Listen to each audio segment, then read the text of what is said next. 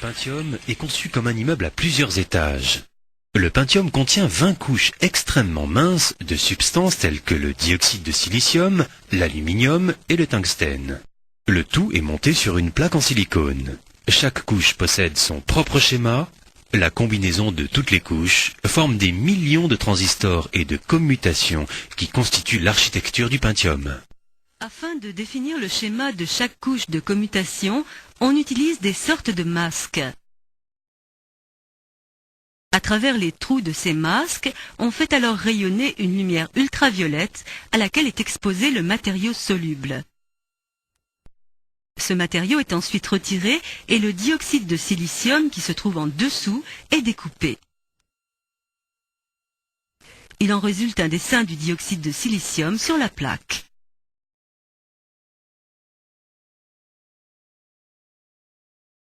Afin de garantir la satisfaction du client, chaque puce électronique est largement contrôlée.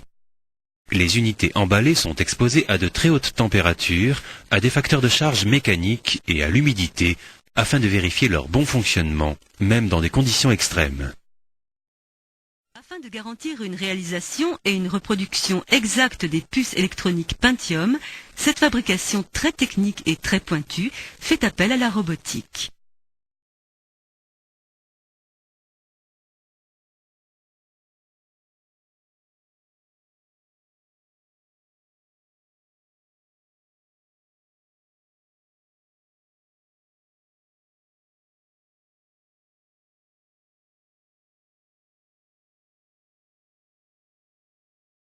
L'importance de la propreté de l'endroit où sont fabriquées les puces électroniques impose des procédures très complexes. Chaque personne qui pénètre dans un tel endroit doit obligatoirement revêtir une combinaison composée de bottes, d'une capuche, d'un masque et de gants. Après un cycle de production de plusieurs mois, les tranches de silicium qui peuvent contenir des centaines de processeurs sont découpées.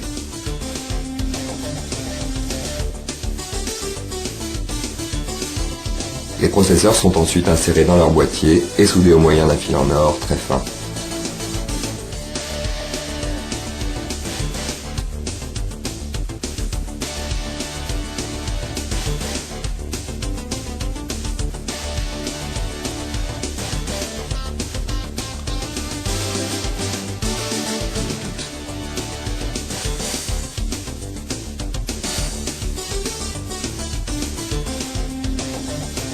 Les processeurs subissent ensuite des tests intensifs.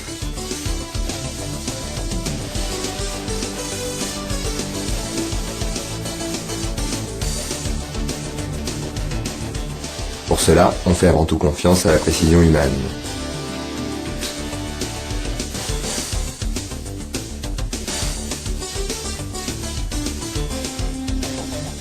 Mais des systèmes largement automatisés sont également employés dans la fabrication des processeurs.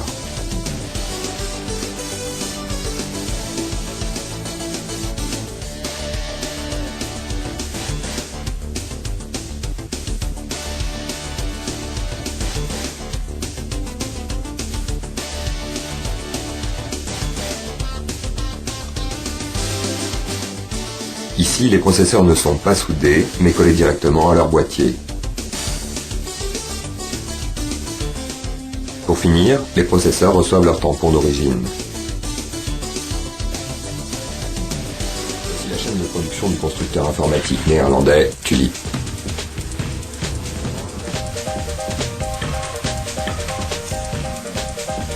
La production et l'équipement des cartes mères sont ici entièrement automatisés.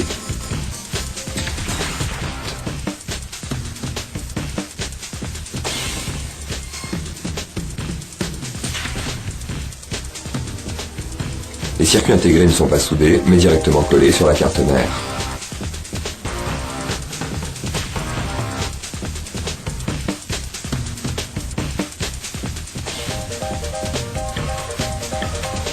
Dans le domaine du contrôle de la qualité, Tulip continue toutefois à faire confiance à la précision humaine.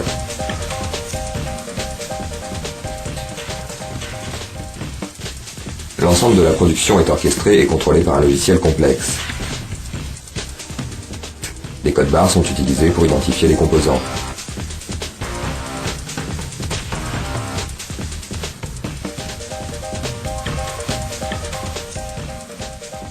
Cette vidéo vous montre comment circule l'information dans votre PC. Les supports de données tels que le CD-ROM servent à véhiculer les informations dans votre ordinateur. Le lecteur de CD-ROM transcrit ces données en un langage compréhensible par l'ordinateur.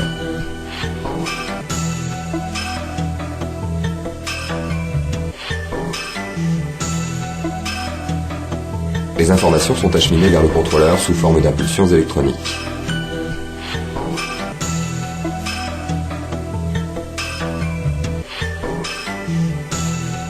Elles sont ensuite envoyées vers le processeur pour être de nouveau traitées.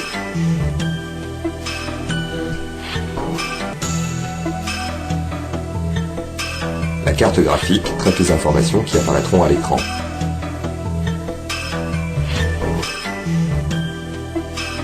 Les impulsions de la carte graphique proviennent par l'intermédiaire d'un câble VGA jusqu'au moniteur, où elles apparaissent en tant que représentation graphique. Les informations peuvent également être retranscrites sur papier par l'intermédiaire de l'imprimante. Voici une représentation schématique d'un écran couleur. 3 faisceaux d'électrons correspondant aux couleurs fondamentales rouge, vert et bleu sont déviés par des champs magnétiques produits par 2 bobines de déviation. Ce balayage décrit des lignes horizontales de gauche à droite et de haut en bas. Le déplacement extrêmement rapide des faisceaux permet de reconstituer point par point l'image complète. L'amplitude de chacun des faisceaux diffère en fonction du contenu de l'image. Le mélange des 3 couleurs fondamentales permet de reproduire une palette de couleurs complète. Pour obtenir le mouvement, on transmet 25 ou 30 images par seconde.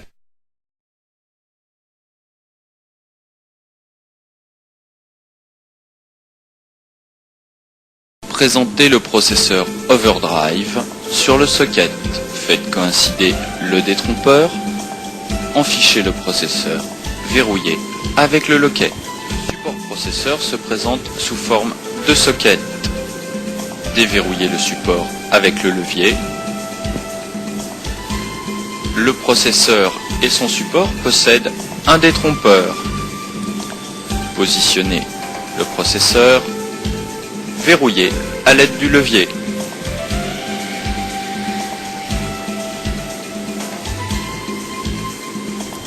Placez le ventilateur sur le processeur. Verrouillez le ventilateur à l'aide des clips. Reste maintenant à connecter le ventilateur à l'alimentation du boîtier. Le Pentium 2 possède un détrompeur comme le Slot One. Insérez le processeur dans son logement. Vérifiez son verrouillage. Reste à alimenter le ventilateur.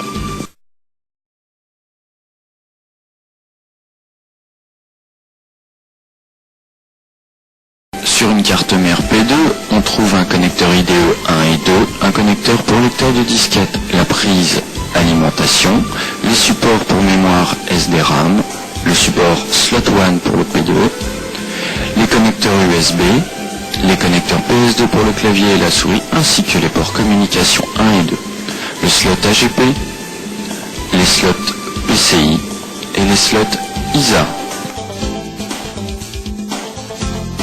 Installons les différents types de mémoire. La mémoire RAM se présente sous forme de barrette avec différents détrompeurs. Les supports RAM sur la carte mère vont toujours par 2. Présentez la barrette inclinée sur le support et ramenez-la verticalement.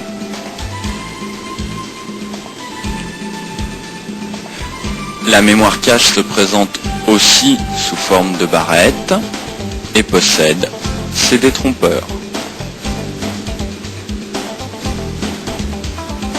Le support de la cache se trouve près du processeur. Son installation se fait verticalement.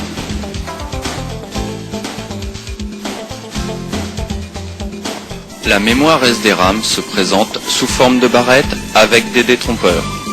Son support permet un verrouillage. Présentez-la verticalement, enfoncez la barrette. Vérifiez son blocage. Il s'agit ici d'une carte AGP à connecter sur le bus AGP des cartes mères TX et LX. N'oubliez pas de fixer la carte au boîtier. Installons maintenant une carte 3DFX fille. Il s'agit d'une carte 32 bits à installer sur un port PCI. Enfichez la carte dans le support. Connectez maintenant la carte vidéo à la carte 3DFX par le câble livré avec celle-ci. Reste à connecter votre carte 3D au moniteur.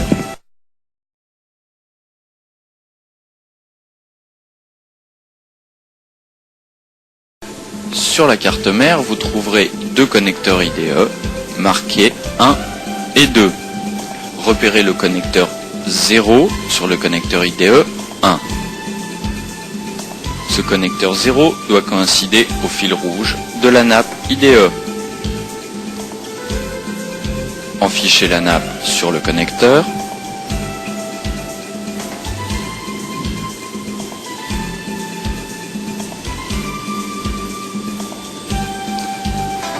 Positionnez le cavalier maître-esclave en position maître sur le disque dur. Connectez la nappe IDE au disque dur, le fil rouge au plus près de la prise alimentation.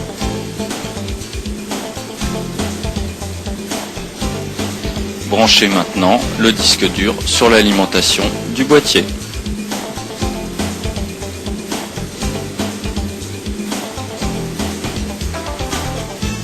Vous terminerez cette opération en plaçant le disque dur dans un slot 3/4 du boîtier et en le fixant à l'aide des vis.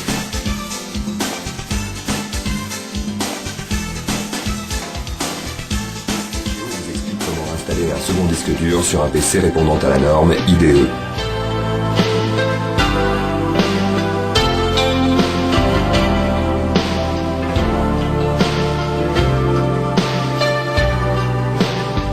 Démontez ensuite le boîtier de l'ordinateur afin d'accéder à l'ancien disque dur.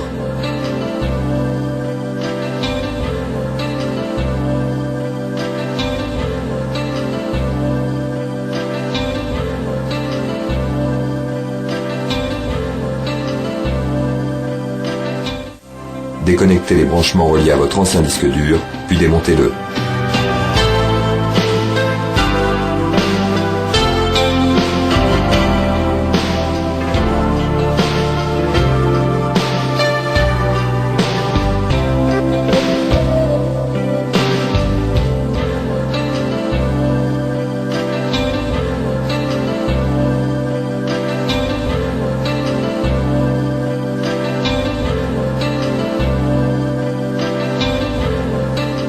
Modifiez la position des cavaliers en suivant le manuel de votre PC.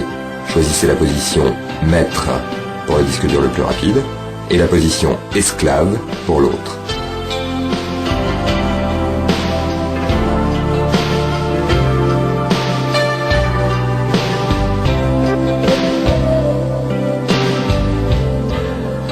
Remontez les deux disques durs.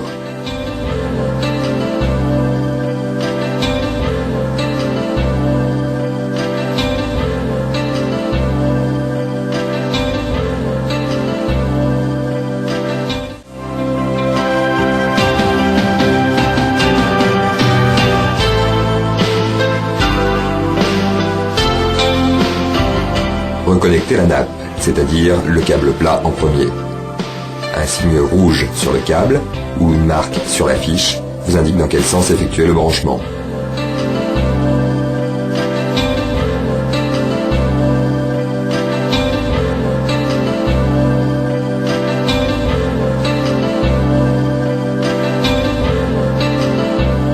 Puis, branchez les câbles d'alimentation sur les disques durs. La forme de la fiche et de la prise doivent empêcher toute erreur de branchement.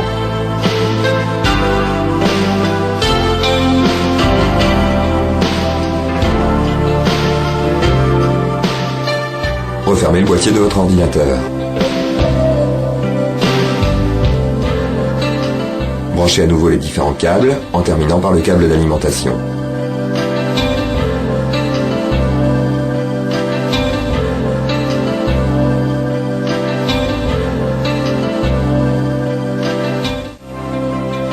Dans le setup, sélectionnez le disque dur et confirmez les paramètres que l'ordinateur aura reconnus automatiquement. Enregistrez les modifications et quittez le setup.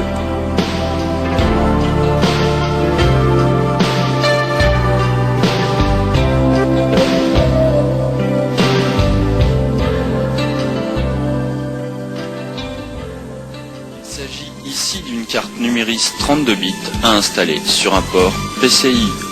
Enfichez la carte dans son support. Prenez le câble France Télécom Numéris en RJ45. Enfichez-le dans votre carte Numéris. Le lecteur Jazz possède 4 supports sur sa face inférieure à faire coïncider avec ceux du boîtier. Insérez le lecteur dans le boîtier. Vérifiez la mise en place des supports. Maintenant, reste à présenter le boîtier, à le visser et à alimenter votre Jazz. Le lecteur zip possède 2 ports parallèles semblables à celui de votre PC. Connectez le cordon au PC, puis à l'entrée du lecteur zip. Maintenant, branchez l'alimentation. Sur la carte SCSI, on trouve un connecteur externe et un connecteur interne. Il s'agit ici d'une carte 16 bits à installer sur un port ISA. Enfichez la carte dans son support.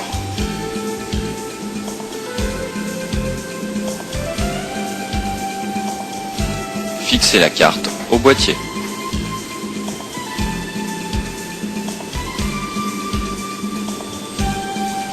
Sur la nappe SCSI, vous trouverez un détrompeur pour la connexion à la carte, ainsi qu'un fil rouge qui vous facilitera la vie lors de l'installation du disque dur.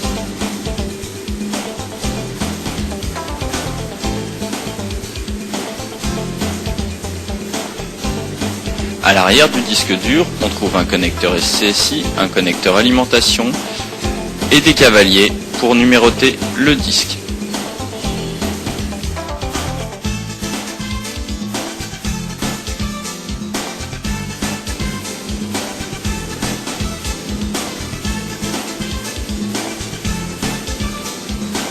Connectez maintenant la nappe SCSI au disque dur. Le fil rouge sera toujours proche de l'alimentation. Branchez le disque sur l'alimentation du boîtier.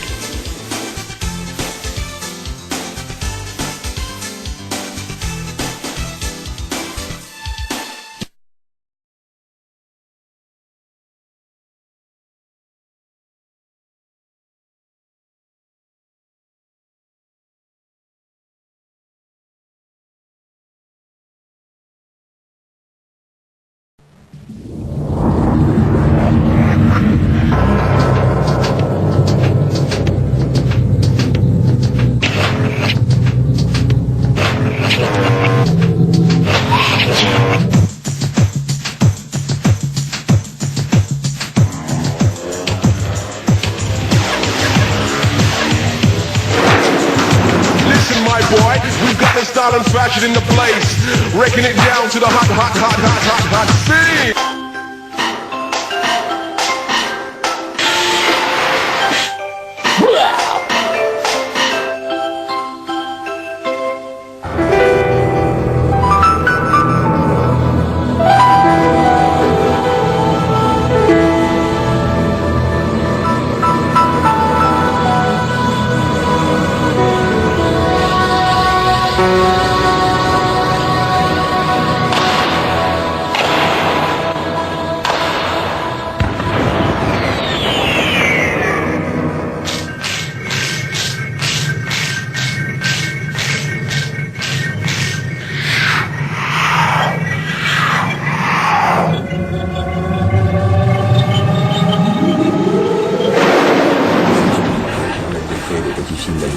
Complet, tel que celui qui vous est présenté ici.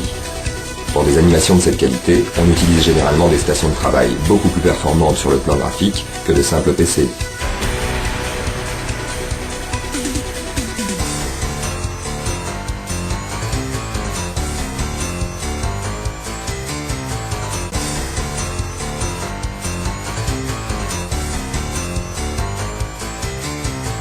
Ces outils permettent de réaliser des objets complexes, des mouvements fluides et des éclairages très réalistes.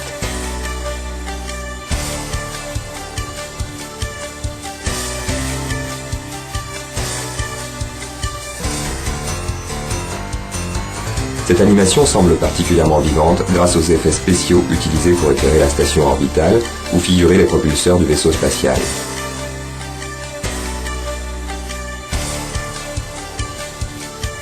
Le réalisme des explosions est rendu en mélangeant de vraies images aux images de synthèse.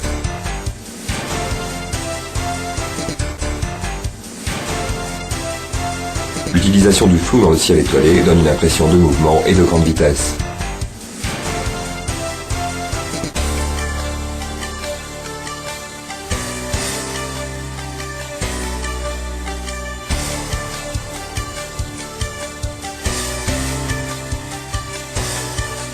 Les travelling les plus fous sont rendus possibles grâce aux programmes les plus modernes d'animation en 3D.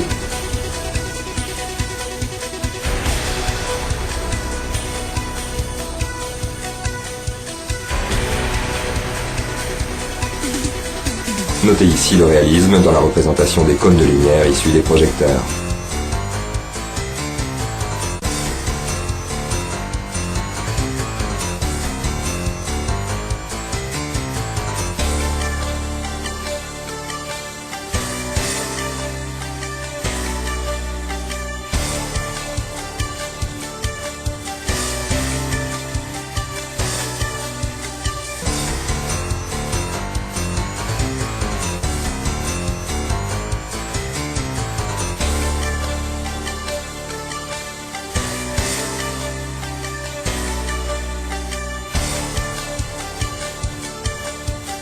L'emploi de la transparence rend possible des effets comme ce rayon tracteur.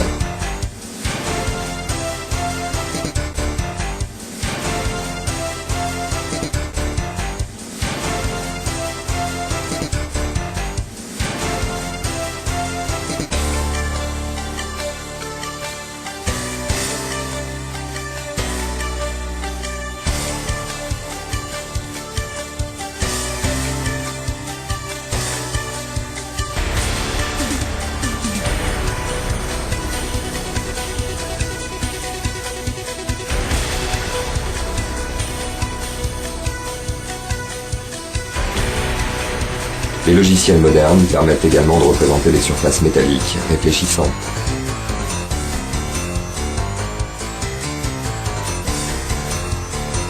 Jugez plutôt de la diversité des éclairages et des jeux de lumière.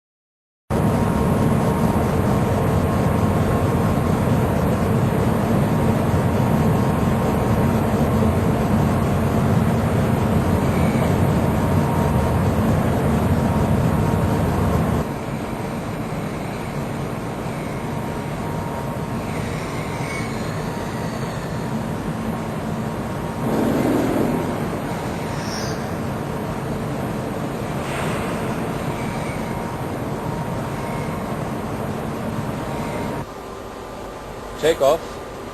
Yeah.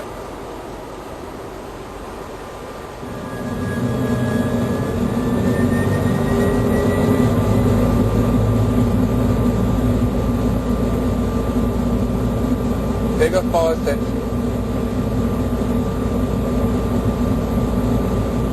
80, checked.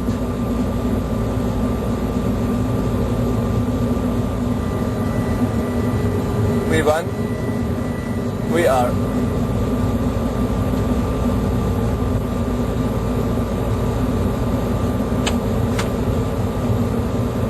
Gear up. Gear up.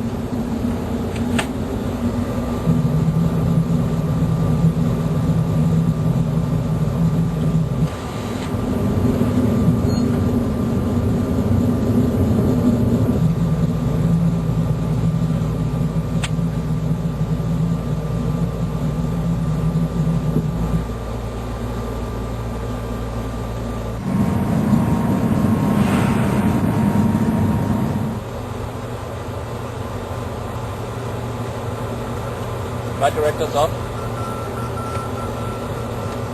500. Check. 400.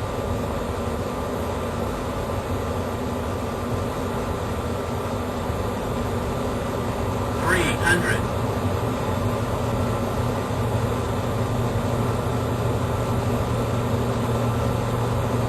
200. Glide slope. Cancel. Glide slope. Glide slope. 100.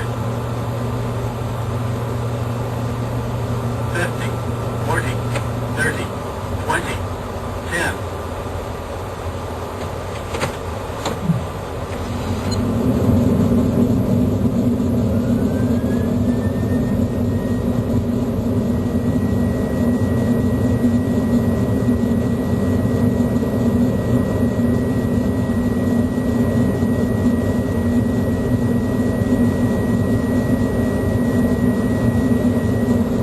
Check.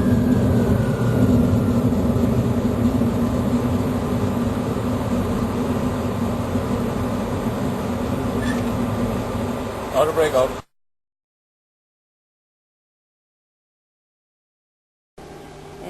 This is Rieko Takai, designer from our main facility in Kyoto. Okay. Konbawa, Takai-san. こんばんは。それでは高井さん、アンディさんを私たちのお客様として、クリエイティブなプレゼンをご覧に入れましょう。はい、わかりました。I said to her, and suppose you are our customer, look the road, and like a hotel owner or the manager or owner. I've always wanted to own hotels. That way I would always have a room. Okay, and she will show you the very creative design. Okay. Okay. These are the possible designs to be used in a new hotel. Bedspread, carpet, and chair upholstery. These look good, but it's hard for me to imagine what a hotel room would look like out of these little pieces of textile. Okay, let me show you. で高井さん、それでは、3D の方お願いします。はい、わかりました。3D モデリングを使えば、実際のホテルの部屋でファブリックがどう見えるかをお見せすることができます。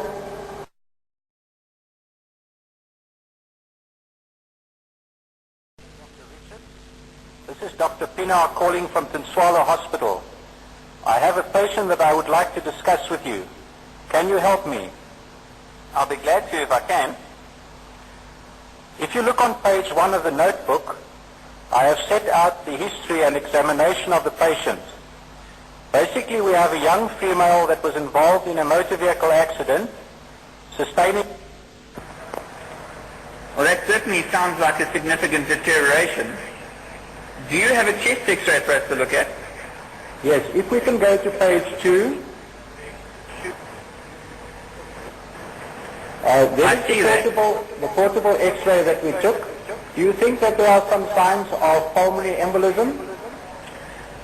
Yes, I would think that in the area that I'm going to ring, there is a wedge-shaped lesion which might be indicative of a pulmonary embolus.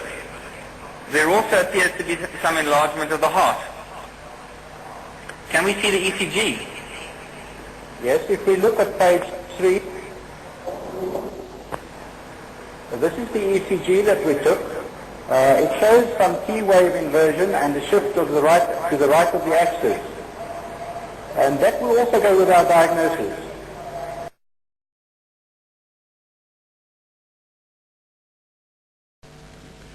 Almost every industry faces critical moments in its history.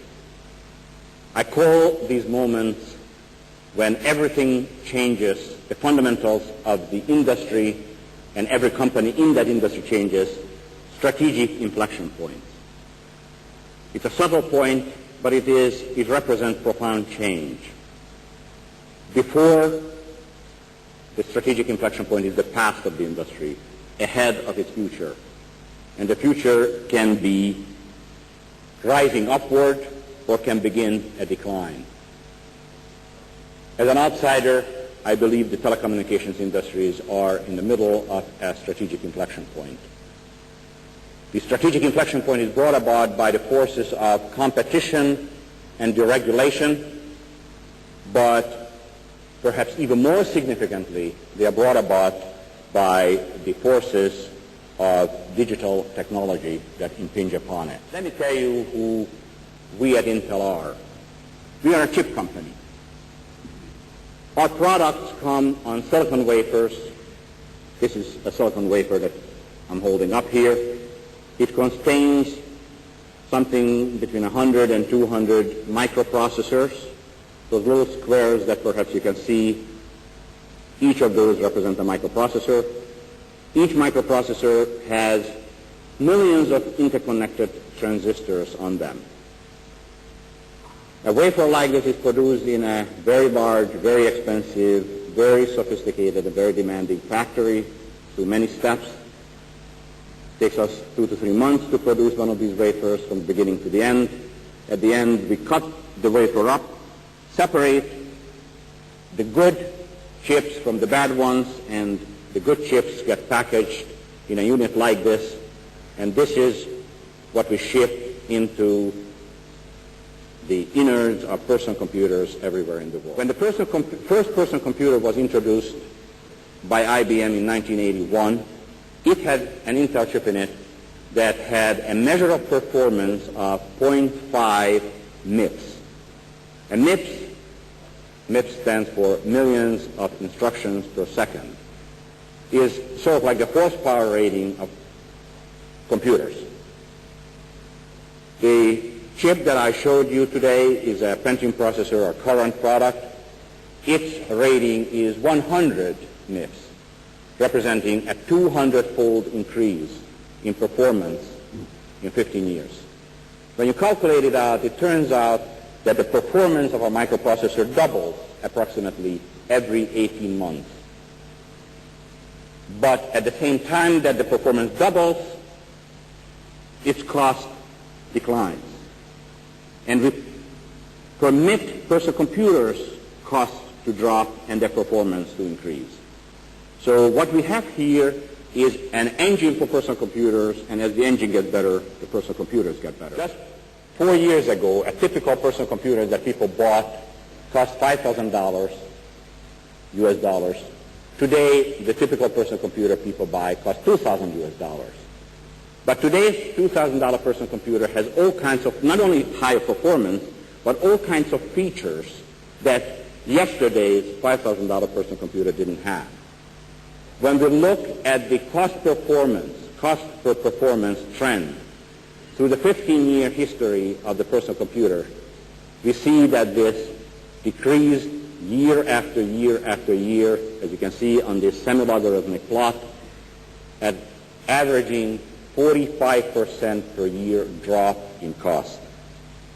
This is a very important finding because it is this powerful, technologically based economic development is what makes personal computers affordable by larger and larger numbers of people, millions of people all over the world.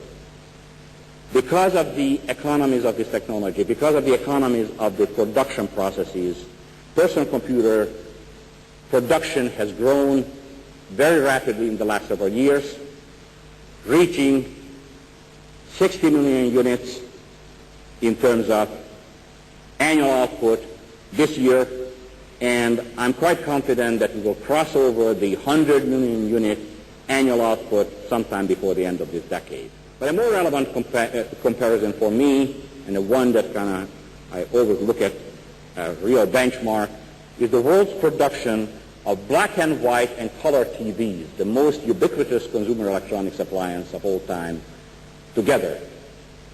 Sometime within the next 2 years, I expect that personal computer annual production rate will cross over TV production rate. And I think that is going to be a very significant achievement.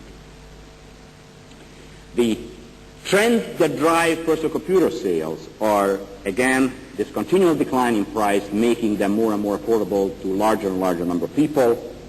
And the second, less obvious phenomenon is that the personal computer is not the same.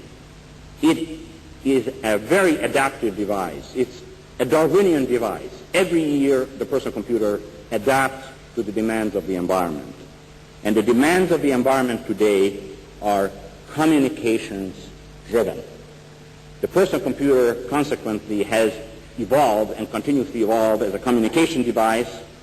It has the capability of being connected to every kind of communications infrastructure, from the ordinary analog phone lines to digital phone lines like ISDN, to local area networks like the Ethernet, to the cable infrastructure, and to wireless connectivities of different types. The PC world itself, as you have seen, is expanding at approximately 20% annual rate. The rate of increase in connected PCs is more than twice as high per year.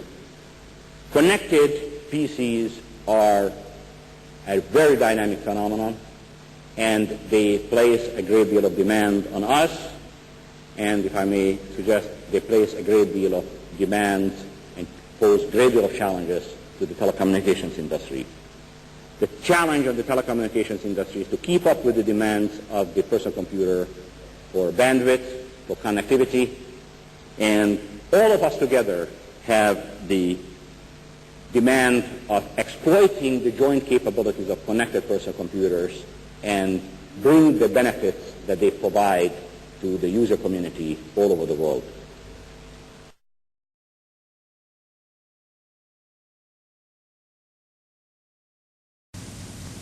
With our partner Fisher-Price, the preeminent brand for play and learning, we will soon be making these journeys of the imagination possible for preschoolers.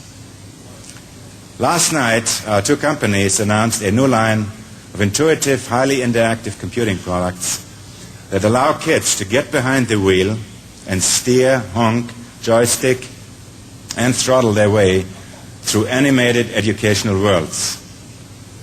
And that's key because kids love to drive. They love the sense of freedom and physical interaction of using a steering wheel. We call this new line of computer products Wonder Tools. To quote the English author Lewis Carroll, they are designed for child of the pure, unclouded brow and dreaming eyes of wonder. That's how he described children in his classic Through the Looking Glass. And I can tell you, Alice in Wonderland never had it so good. We think these Wonder Tools will make learning fun, exciting, even irresistible to kids. Equally important, I believe, your home itself can become a far more intelligent and automated environment and as programmable as a PC. These developments are pulling us toward the intelligent networked home of the very near future. I know the idea of a smart home has been around for decades. Back in the 1950s, science fiction writer Red Bradbury offered a memorable vision. In one of his short stories, he described a 21st century home where the front door recognizes visitors and lets them in. The kitchen ceiling speaks, reminding you which bills are due today, and tiny robot mice roam the floors collecting dust. In another story, we read about a family whose house has a special room built just for the kids.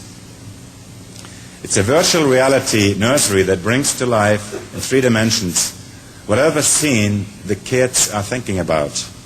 whether it's the cow jumping over a very realistic moon, lions prowling an African plain, or more to the point, parents turning over their car keys and credit cards to their kids. Imagine. Compaq's vision of the intelligent home is a bit more down to earth, and it's available this century. I think the PC is about where the automobile was back in the 1920s.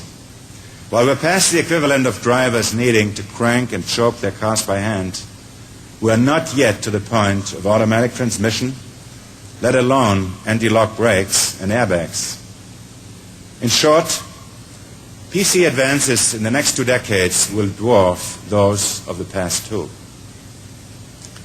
Now, there are other reasons for my optimism. Given the momentum behind the Internet, we're going to see a major increase in communication bandwidth to the home. This bandwidth will be delivered by ISDN, broadband over copper wires, cable modems, direct digital satellite services, and ultimately all optical networks. What's more, we at Compaq are convinced there's enormous opportunity to integrate the PC far more completely into the home. In support of this goal, we're pursuing useful innovation on all fronts. For example, we're hard at work creating speaker-independent continuous speech recognition for PCs. We're striving for a system that with little or no training can recognize any person's voice, deal with continuous speech, and dynamically adjust the size of its vocabulary to meet the user's needs. In time, we believe you'll be able to talk to your PC with the emphasis on the PC understanding you rather than you having to understand it.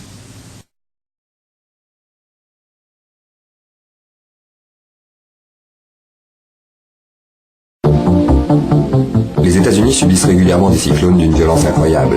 Apprendre à connaître et à comprendre ce phénomène, afin de le prévoir le plus tôt possible, est l'une des préoccupations centrales des services météorologiques. Ils emploient pour cela des technologies informatiques qui leur permettent de visualiser en 3 dimensions les phénomènes complexes à l'origine de leur apparition et de leur déplacement. Les supercalculateurs Silicon Graphics, nourris de modèles météorologiques et des données fournies par des centaines de stations météorologiques, sont en mesure d'apporter des éclaircissements sur des processus aussi complexes. Ces données peuvent être complétées par d'autres informations que fournissent par exemple les photos satellites. Visualisées en 3D, elles apportent des renseignements précieux aux météorologues. Il est par exemple possible de représenter très précisément les différents courants qui se forment autour du centre de la dépression, l'œil du cyclone. Les futures prévisions météorologiques seront présentées aux téléspectateurs sous une forme similaire. D'après les calculs, la dépression au centre du cyclone peut produire des vagues de 15 mètres de haut.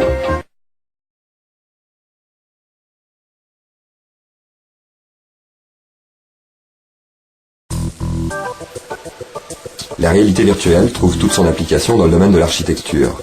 La modélisation en 3 dimensions donne vie aux maquettes. Il devient alors possible de visiter ces bureaux avant même qu'ils n'aient été construits.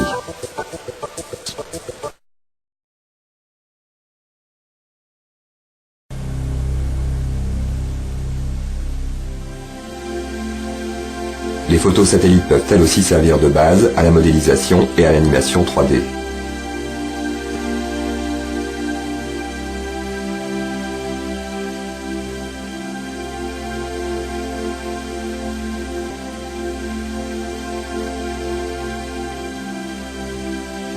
Pour la réalisation du modèle de la planète Vénus qui vous est présenté ici, les photos satellites ont fourni les informations qui ont permis de générer les dégradés et les volumes.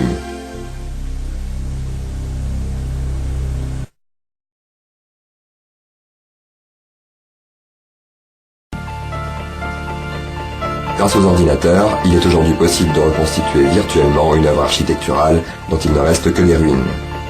Ainsi, plus de 200 ans après sa construction, ce château a retrouvé une nouvelle jeunesse grâce au travail d'une équipe d'architectes très particuliers.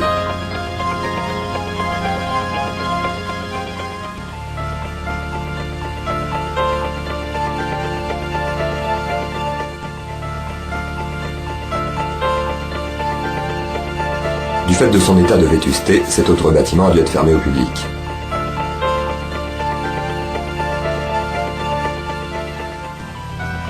Une peinture de l'époque romantique et une vieille maquette vont toutefois servir de base à sa reconstruction. Les dimensions de la maquette sont relevées avec le plus grand soin et entrées dans l'ordinateur.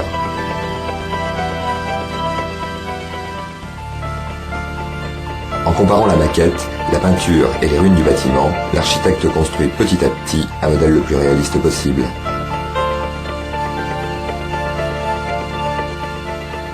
Les différentes étapes de la conception assistée par ordinateur sont les suivantes. La maquette fournit des données géométriques exactes, mais difficilement exploitables telles quelles. Ces données permettent de composer le squelette du bâtiment. On rajoute ensuite du volume en remplissant les différentes surfaces. L'aspect des matériaux de construction d'origine est rendu à l'aide de textures. L'illusion devient réalité. La technologie informatique offre de nouvelles possibilités de conservation du patrimoine culturel. Les bâtiments aujourd'hui en ruine pourront demain être de nouveau visités, partout et par tous, grâce aux ordinateurs et à la réalité virtuelle.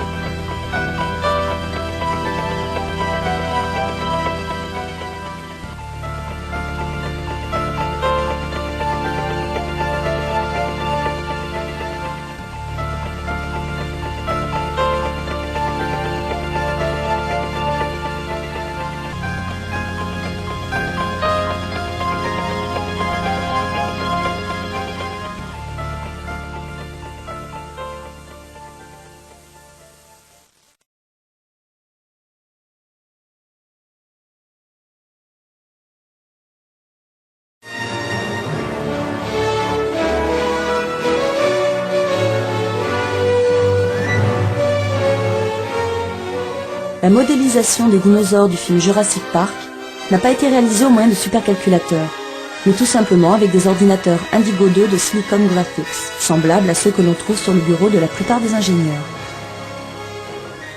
Silicon Graphics a apporté une contribution importante à la réalisation de ce film. Les ordinateurs du poste central du parc sont des Indigo et des Crimsons. Quant à la modélisation des dinosaures, elle a bien entendu été réalisée par nos serveurs. But also our computers and our servers were used to render the images for the computer-generated dinosaurs.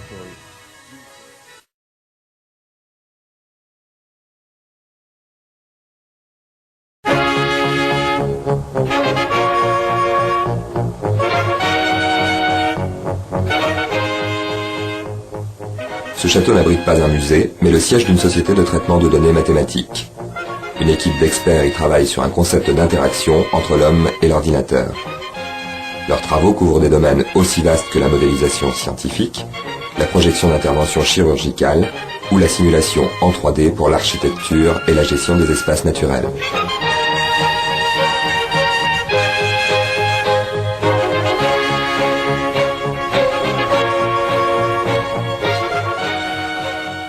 Les données médicales se prêtent tout particulièrement à la visualisation en images virtuelles qui, plus lisibles et plus précises parfois que la réalité, aident le médecin à établir un meilleur diagnostic. La réalité virtuelle permet de voyager à l'intérieur du corps humain.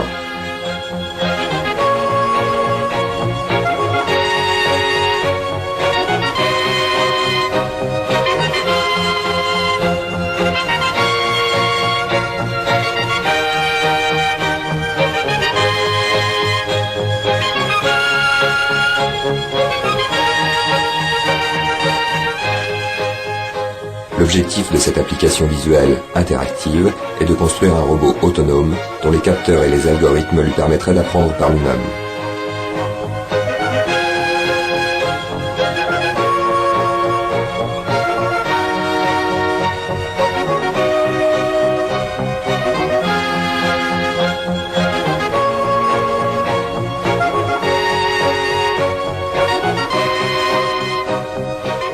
Mais revenons à notre promenade dans le corps humain. Le projet de notre équipe permet d'intégrer directement l'ordinateur dans le monde des hommes. L'écran de l'ordinateur est remplacé par une grande table de travail sur laquelle sont projetées les images tridimensionnelles générées par l'ordinateur. Sont également projetés les outils permettant la manipulation des objets représentés. Cette technologie offre d'immenses possibilités comme de visualiser à l'avance une intervention chirurgicale.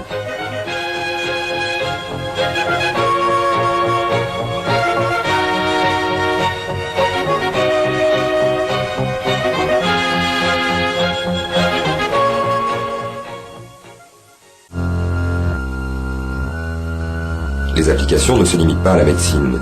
Les architectes, par exemple, peuvent réaliser leurs plans sur ordinateur. Ils visualisent ensuite leur projet en 3 dimensions et en temps réel et se font immédiatement une idée précise de ce que sera la conception. collègues ou clients peuvent assister à cette promenade virtuelle au cœur du projet.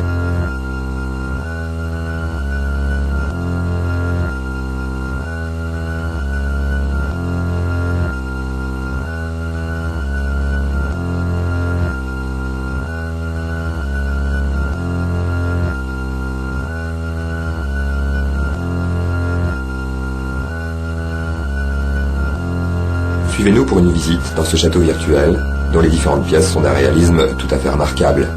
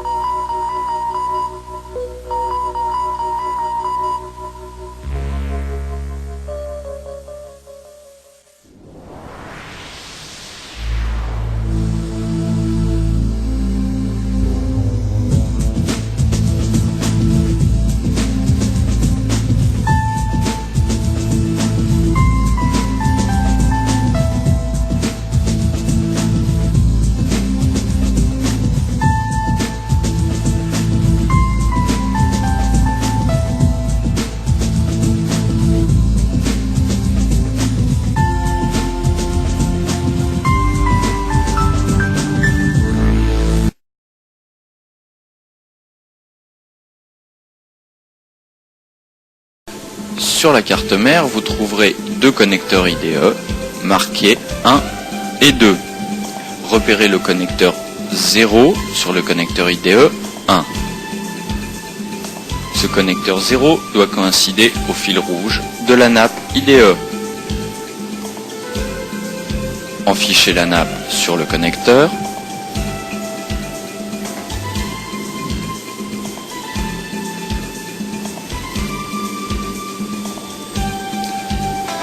Positionnez le cavalier maître-esclave en position maître sur le disque dur. Connectez la nappe IDE au disque dur, le fil rouge au plus près de la prise alimentation.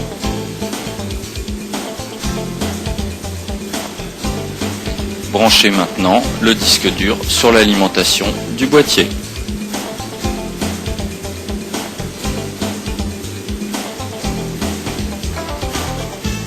Vous terminerez cette opération en plaçant le disque dur dans un slot 3/4 du boîtier et en le fixant à l'aide des vis.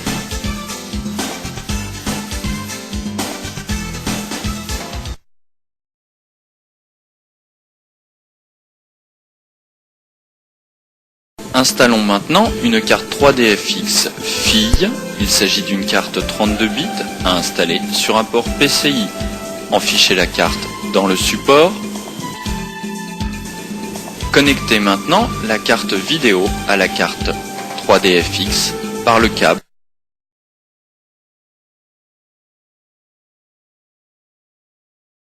Cette vidéo vous montre comment circule l'information dans votre PC.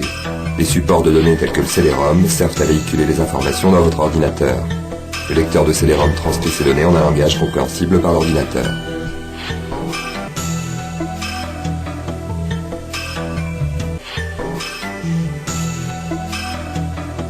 Les informations sont acheminées vers le contrôleur sous forme d'impulsions électroniques.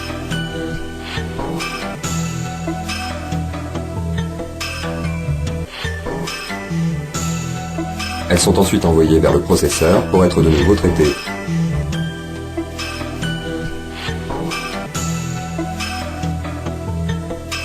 La carte graphique traite les informations qui apparaîtront à l'écran.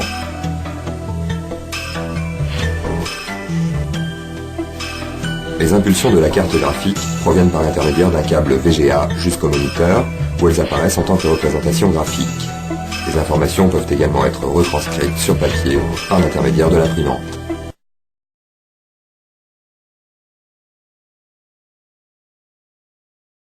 Le lecteur Jazz possède 4 supports sur sa face inférieure à faire coïncider avec ceux du boîtier.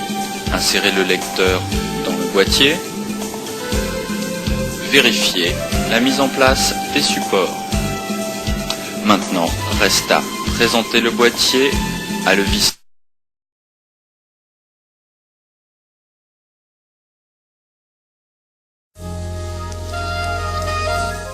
L'université Erasmus est un établissement scolaire situé aux Pays-Bas, spécialisé dans l'enseignement des sciences économiques et de l'économie politique, ainsi que dans les professions de santé. L'université compte près de 3000 collaborateurs et 20 000 étudiants. Les cours s'adressent aussi bien aux diplômés qu'aux non-diplômés. Elle propose également des cours destinés aux managers.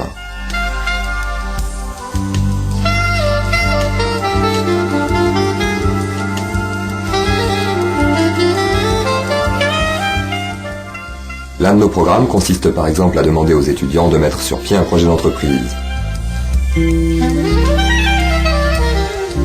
Ils travaillent en équipe, mais à partir de chez eux.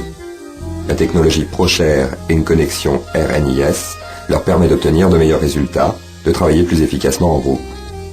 Les résultats sont très satisfaisants. Nous avons remarqué que les étudiants qui participent à ce programme communiquent mieux, au contraire des autres étudiants qui n'y participent pas.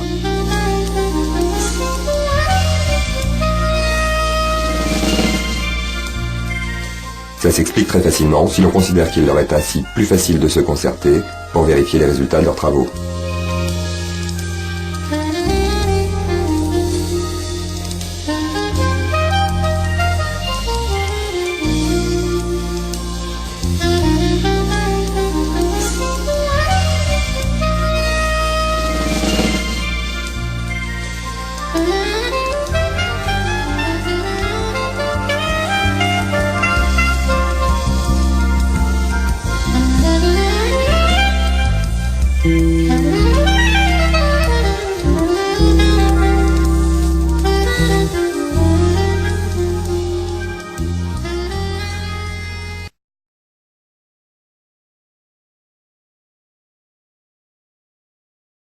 Sur une carte mère P2, on trouve un connecteur IDE 1 et 2, un connecteur pour lecteur de disquette, la prise alimentation, les supports pour mémoire SDRAM, le support slot 1 pour le P2, les connecteurs USB, les connecteurs PS2 pour le clavier et la souris, ainsi que les ports communication 1 et 2, le slot AGP, les slots PCI,